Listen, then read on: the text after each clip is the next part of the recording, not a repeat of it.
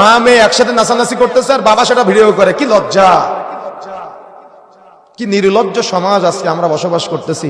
কোথায় যাচ্ছে আমাদের মাঝে? আমরা মুসলমানিত্ব বোধ কোথায় হারিয়ে ফেলতেছি? মানবিক মূল্যবোধ কোথায় নষ্ট হয়ে যাচ্ছে আমাদের? একেবারে রুচির বিবর্তন। রুচি নাই তো নাই, নোংরা, এত নোংরা রুচি। আপনার ছেলেটা এমন একটা জামা গায়ে দেয় যে জামার মধ্যে 4-5 জায়গায় ছেঁড়া ফাটা।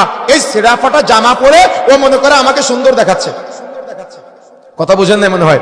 আপনার ছেলেটা এমন একটা প্যান্ট পরে যে প্যান্টটার মধ্যে 4-5 জায়গায় ছেঁড়া ফাটা। ওই ছেঁড়া ফাটা প্যান্টটাকে সে মনে করে আমাকে খুব ভালো দেখা যাচ্ছে। ওর চুলের মধ্যে সামনে এক কালার, পিছনে এক কালার, ডানে এক কালার, বামে এক কালার। ওর চুলের কাটিং দেখলে মুসলমানের ছেলে মনে হয় না। এদিক থেকে চিকন, মাঝখানে উঁচু করে ইহুদি খ্রিস্টানদের মতো করে চুল কাটে। আর এরা বলে মুসলমান বাবার সন্তান, আর এরাও বলে ও আমার সন্তান।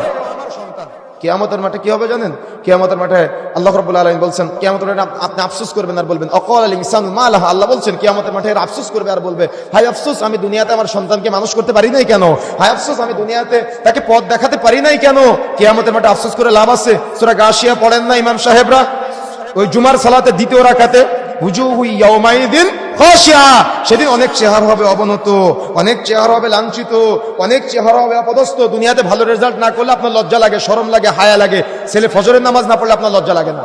ছেলে দাঁড়িয়ে না রাখলে আপনার লজ্জা লাগে না? ছেলে সিগারেট খেলে আপনার লজ্জা লাগে না? আসলেই কি লজ্জা আছে আপনার? আসলেই কি হায়া আছে আপনার? কিয়ামতের মাঠে এই সন্তানের জন্য যখন আপনি দাঁড়াবেন তখন আপনার মাথা নিচু হয়ে যাবে। কেন?